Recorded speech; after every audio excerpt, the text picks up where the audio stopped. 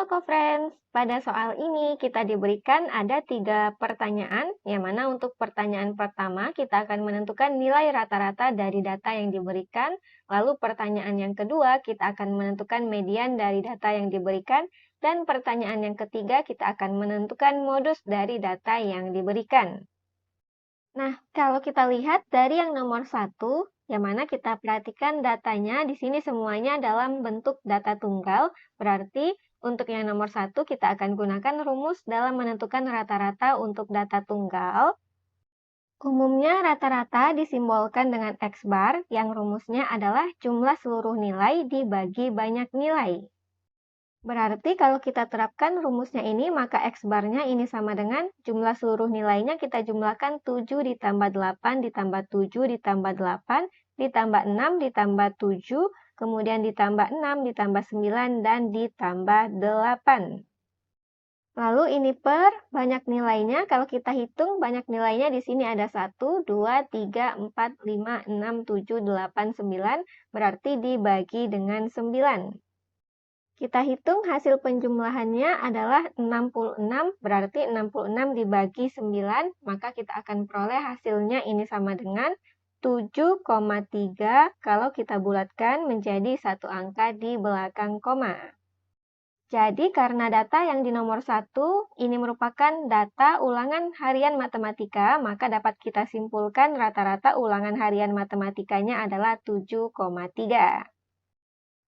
Selanjutnya untuk yang nomor 2 mengenai median dari data tunggal, kita perlu ingat median definisinya adalah nilai yang membagi dua datanya sama banyak. Jadi untuk menentukan median dari data yang di poin A dan di poin B, masing-masing kita akan membagi datanya menjadi dua sama banyak, yang mana berbeda dari menentukan nilai rata-rata. Kalau sebelumnya langsung dihitung, sedangkan kalau pada median, datanya harus kita urutkan terlebih dahulu dari yang terkecil sampai yang terbesar. Untuk yang A, kita punya inilah datanya setelah kita urutkan dari yang terkecil sampai yang terbesar, yang mana kita hitung di sini ada sebanyak 10 nilai. Nah, 10 nilai kalau kita bagi 2 sama banyak, berarti 10 dibagi 2 adalah 5, maka kita akan punya masing-masing datanya ini terbagi menjadi 2 sama banyak dengan masing-masing terdiri dari 5 nilai. Jadi 5 nilai dari sebelah kiri kita punya seperti ini, dan 5 nilai dari sebelah kanan kita punya seperti ini. Untuk nilai tengahnya atau nilai yang membagi datanya menjadi 2 sama banyak berarti ada di bagian ini, yaitu di antara nilai 5 dan 5. Kita perlu ingat secara umum untuk dua buah nilai, misalkan A dan B, nilai tengah yang ada di antara A dan B-nya diperoleh dari A ditambah B dibagi 2. Jadi, bisa kita terapkan di sini untuk mediannya adalah nilai yang ada di antara 5 dan 5-nya, yang mana ini sama dengan 5 ditambah 5, kemudian dibagi 2, yaitu sama dengan 10 dibagi 2, maka kita peroleh mediannya sama dengan 5.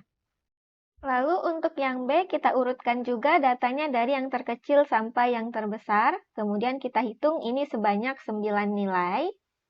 Yang mana 9 adalah bilangan ganjil, berarti kalau kita ingin membagi datanya menjadi 2 sama banyak, kita ambil bilangan genap yang paling mendekati 9 tetapi tidak melebihi 9 yaitu 8.